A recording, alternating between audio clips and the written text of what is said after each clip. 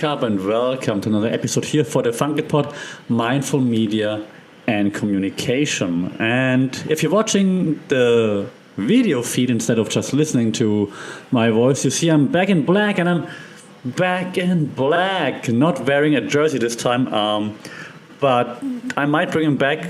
I don't know why I got comments on that, so that's why I'm referencing it. But back in black for the day. And not because we talk about something serious or sad. Well, maybe we are. Let's see about that.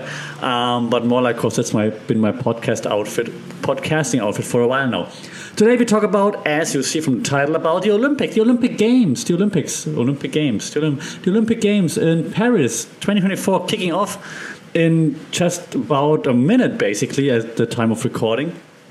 So I figured it just makes sense to look into like how media communication is going to be a big part of the Olympic Games, as the Olympic Games will obviously be a big part of all of our lives, to some extent at least. Even if you're not into sports at all, you can't escape the coverage of the Olympic Games. So let's jump into it. Let's look into this, what I think is a fascinating case of media communication, representation, society, and many, many more things probably that we will explore as we move through that journey that we are going on together today. So, also, I'm hesitating because it's probably also going to be about politics. I'm not going to make this a politics podcast, but we probably going to have to talk a little bit about politics. But let's jump right into it, so that I don't have to have any more, setup to this. And if I need a disclaimer, I'm going to edit later. I want to jump into the first theory that I thought of that's really going to impact the way we will perceive the Olympic Games, which is media representation and national identity. Okay, so the Olympics, I think it's quite obvious, they provide a very unique platform for countries to showcase their athletes and, by extension, their national pride and their identity.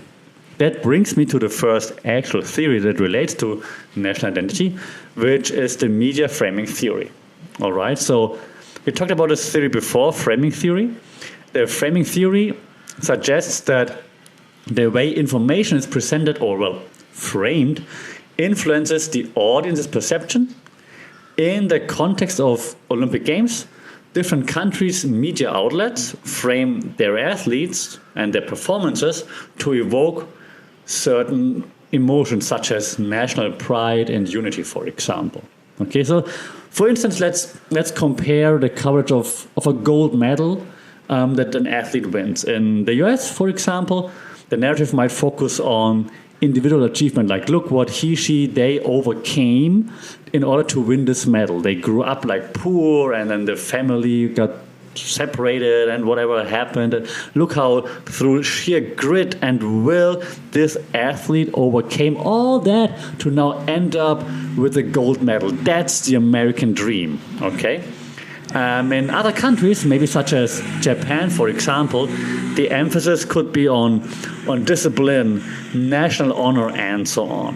Okay, so these frames, they shape how audiences perceive not only the athletes, but also the national identity surrounding the athletes. Okay, so they see the same thing, the athlete winning the gold medal, and then the way media outlets frame it, that then shapes how we understand what we see.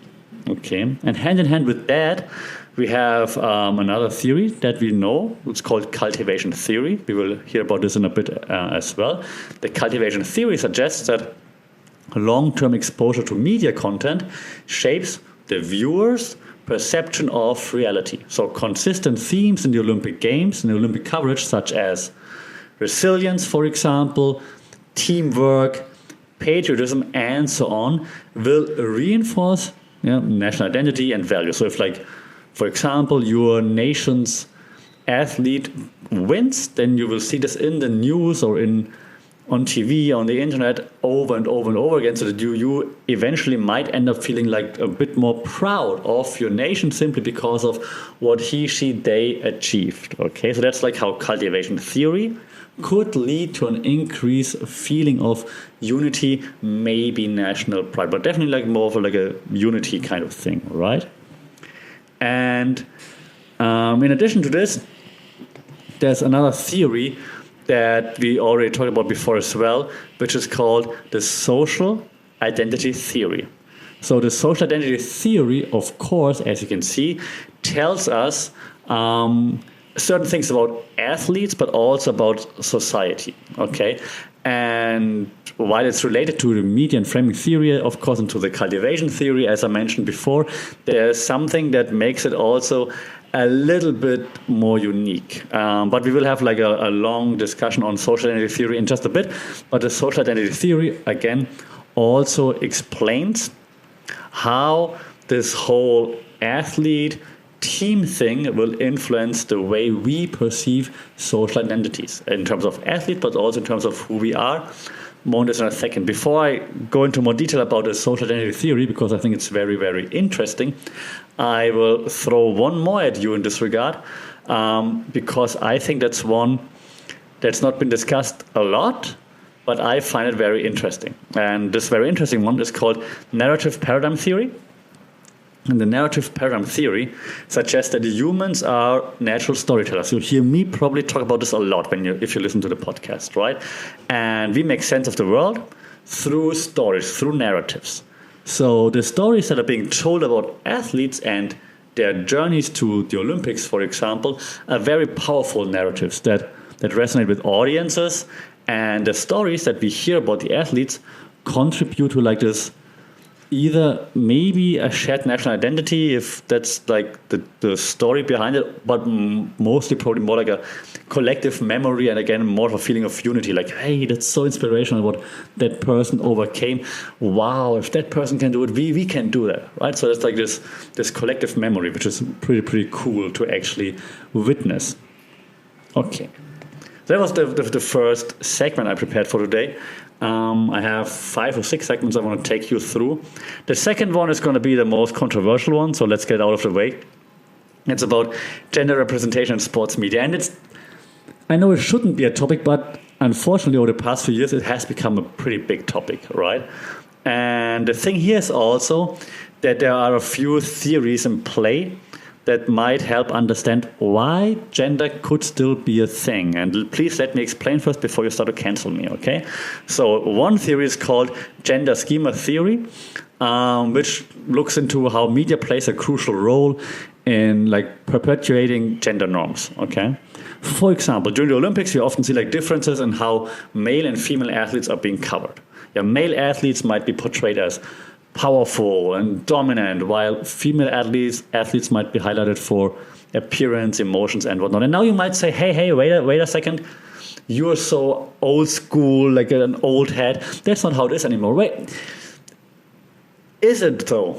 Because maybe it's just how or what media you're exposed to. If you're in the West, and as you know, I know you can tell from my accent, but as you know, from Germany, and I think Germany is a very woke country. So in this case, it's a good thing. I don't mean to diminish anything. So I think more vocal countries in this regard, of course, the coverage is like different. They try to hopefully have a more equal coverage when it comes in to the term of like how to portray an athlete.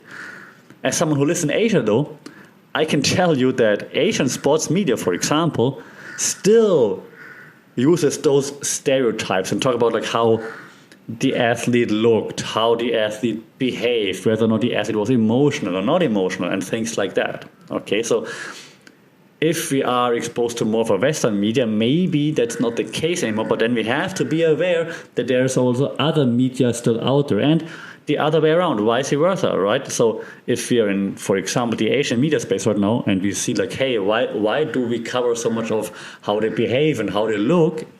Maybe we can look at like other media outlets to see, oh, that doesn't need to be the case. We could focus more on like actual achievements.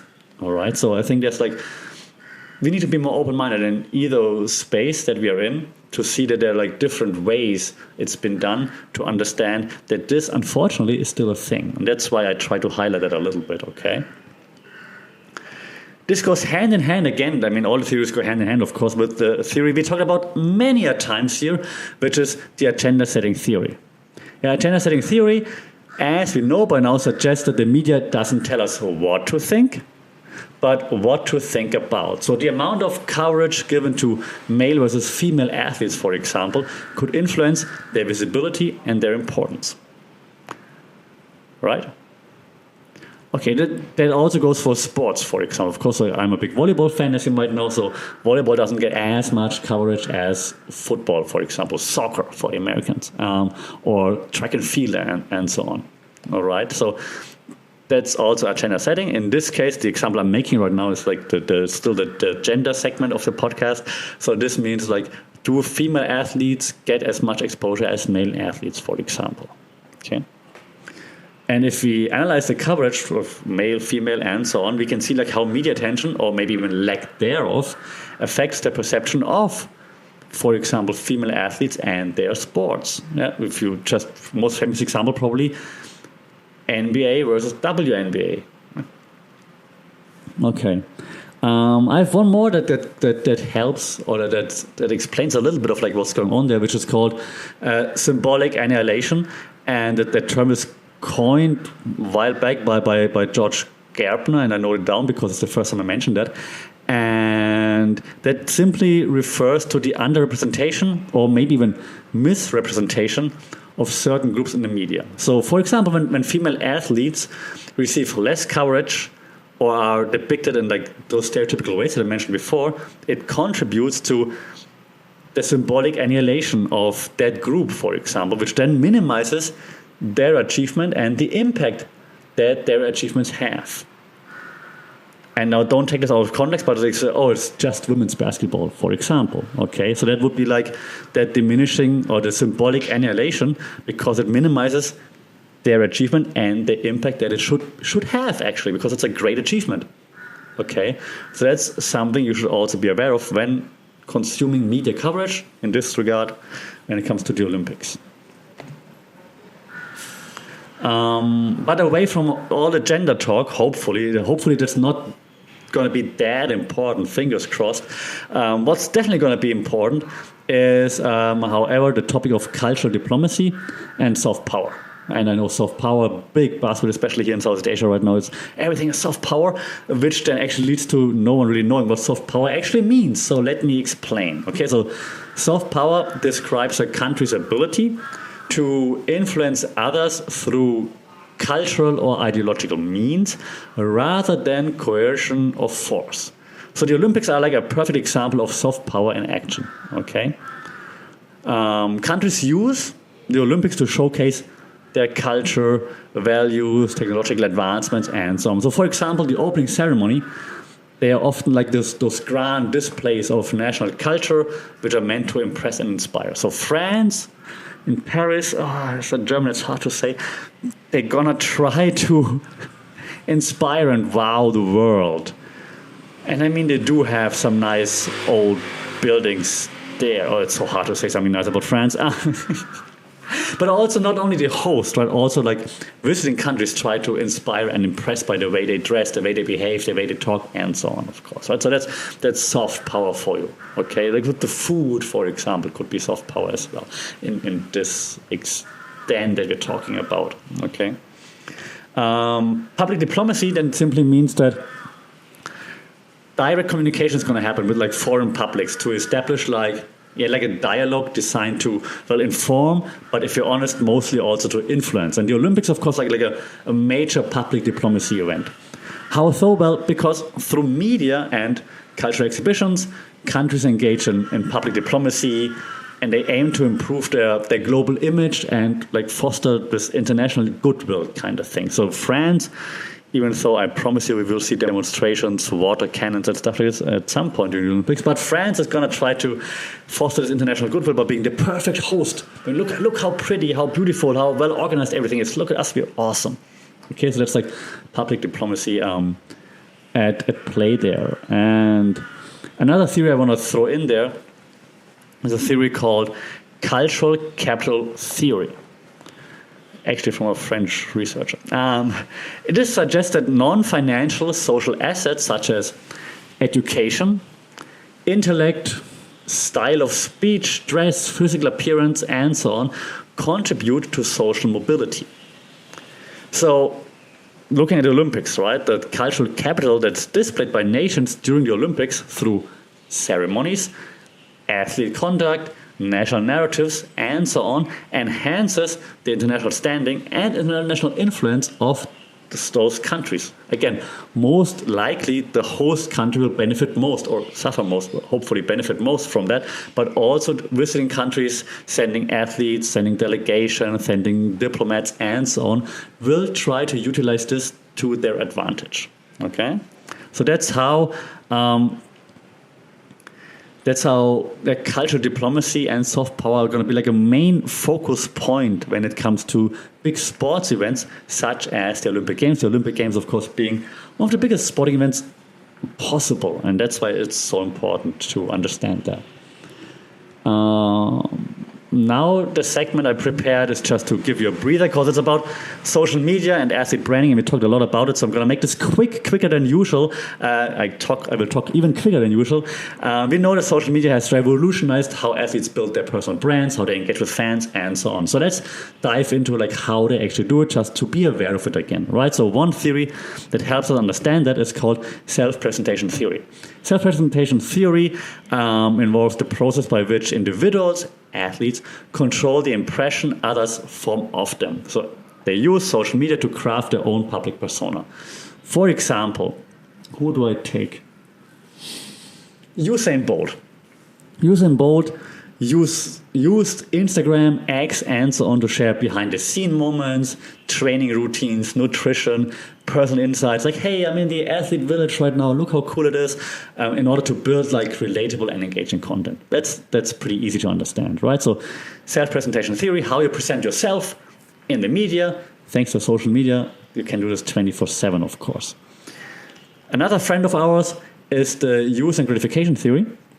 Use and gratification, as you know, explores how individuals actively seek the type of media to satisfy specific needs or desires. Those needs or desires could be entertainment, information, personal connection, and so on. That's why you follow athletes, right? And if the athletes give you that entertainment, information, personal connection, then you will engage more with them, which makes them a bigger brand. They get more endorsements, they make more money, they're happier for it, probably. So, use and gratification theory. Still talking that fast because we talked about all those things before, okay? I'm going to slow down a little bit just now. I'm going to add one more theory to the whole social media segment, if you will. And the theory I'm adding right now is called, but we had it before too, but maybe not in that much detail, parasocial interaction theory. Parasocial interaction theory. The parasocial interaction theory describes the one-sided relationship that audiences develop with media personalities / athletes. And so through social media, fans feel this personal connection with athletes because you're exposed to them a lot, even more during the Olympic Games. However, there might not be a real interaction. There's a huge lack of interaction because, of course, they have to focus. They cannot respond to anyone or everyone. That's what we call a parasocial relationship. Okay, so the fan loyalty increases because we see so much of the athlete and like backstage stuff and behind the scenes. And like, oh my God, I know so much about the athlete.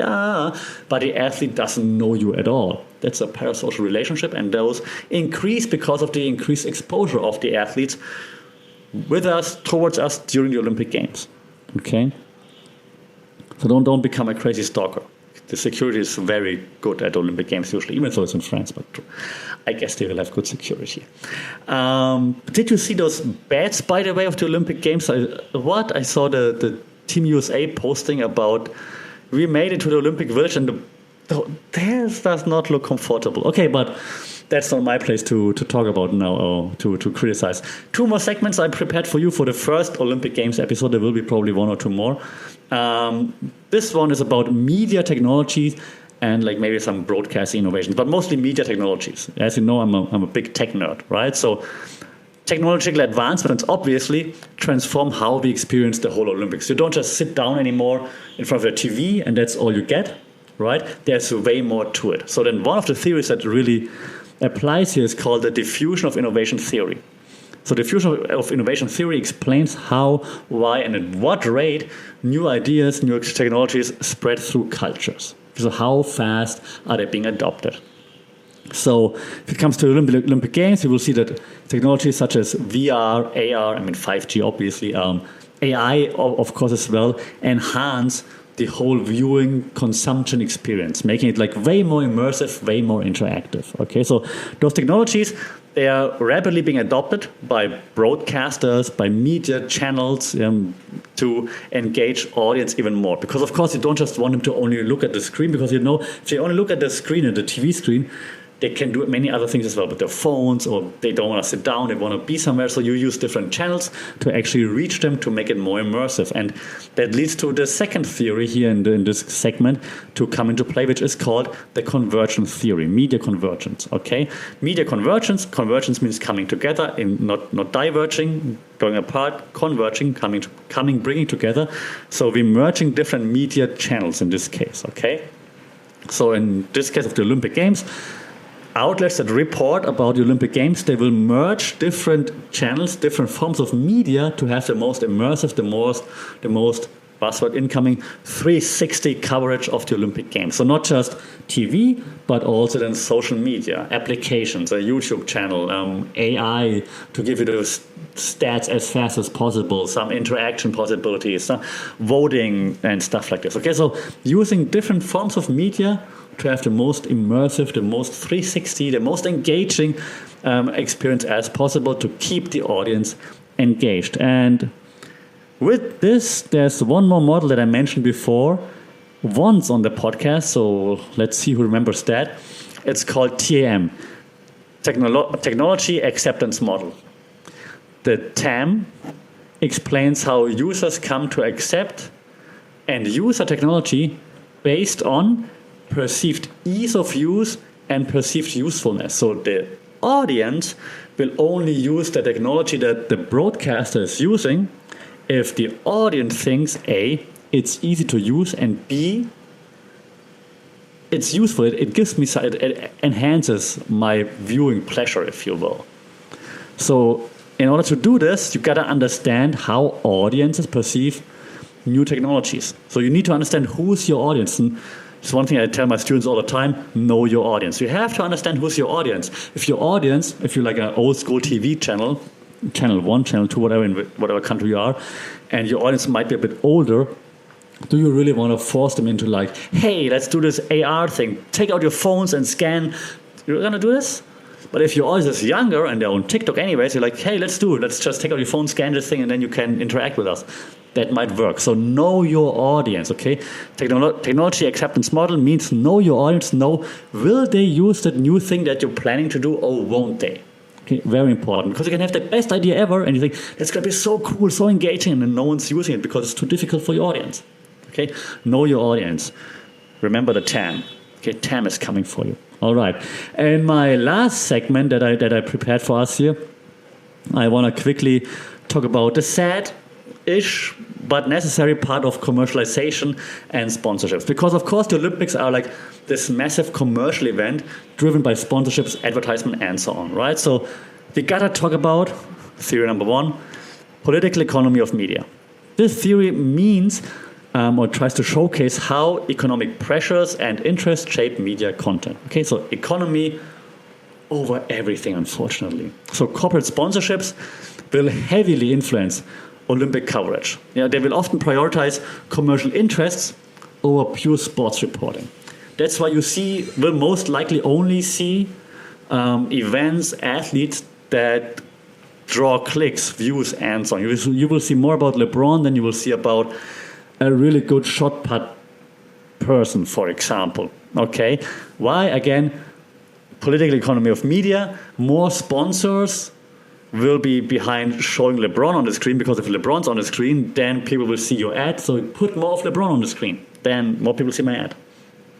Okay, unfortunately, that's the case. So it's political economy of media. So when you ask why don't they show volleyball, which I want to see, but show like football for the 10,000th time, that's why. Because the sponsors behind it, they say, no, we want our brand associated with football rather than with a sport that no one's watching. Okay. Another theory that goes hand in hand with that one again, nothing new. Branding theory. Branding simply means which strategies can I use to create and maintain my brand image, right? So, for example, during the Olympics, Coca-Cola and Nike will be everywhere. This opening ceremony is presented to you by Coke. Have it your way. No, it's not Coke. Or Nike's going to be like, hey, look, this Team USA beating the East, whatever, by 1 point, powered by Nike or whatever. You know what I'm saying, right? So brands try to associate with athletic excellence, with grand openings, with great shows, so that we think, oh, they are so awesome. Does it work? You tell me. Last theory on this, the one that makes me sad, it's called commodification theory. So commodification theory is very much rooted in like the Marxist school. Actually now don't try to argue with me on like Marxism and stuff in terms of media consumption. Okay, stay cool. The theory examines like how goods and services are turned into commodities for market exchange. Okay, so again, goods and services turned into commodities for market exchange. Now, what does that mean for the Olympic Games? In the Olympic Games, like athletes and Olympic symbols, maybe even, are very much commodified, for profit, obviously. So which then transforms them, athletes, teams, Olympic symbols, a hoodie with the Olympic logo on it, for example, so they're transformed into something marketable products, through then, of course, also more sponsorships and more endorsements. You would get like those customized Coke cans with like the Olympic logo on it and then with your favorite athletes on it, for example. Right? So that's all the commodification of that sporting event in this case, which again, a purist, a lover of pure sports might be sad about it. I hate commodification in this regard. However, as we now understand, it's of course also necessary to maintain all the coverage and so on. But then it will also lead to agenda setting because of course those sponsors will tell us what to think about. Isn't it frustrating or interesting? You tell me. I'm going to leave it at that because I've been on this now for almost 30 minutes. I think that's enough for our first Olympic episode because just like your favorite broadcasting station, I will also talk more about it depending on like what's happening during the Olympics. So should there anything be happening, we will obviously have a podcast about it. We'll analyze it from a media and communication theories point of view. Until then, I would love to know what you're looking forward to the most or the least. Will you ignore the Olympics? Will you be all in about the Olympics? Let me know what's your favorite, what you can't wait to see. Leave a review on this podcast. That would be fantastic. Follow on all the platforms that you listen, that you watch. Social media at FunkedPod. If you have anything to say, shout out there.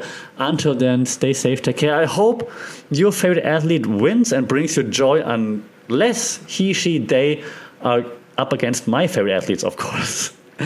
We will talk about this soon. Until then, take care. Sawadee Krap.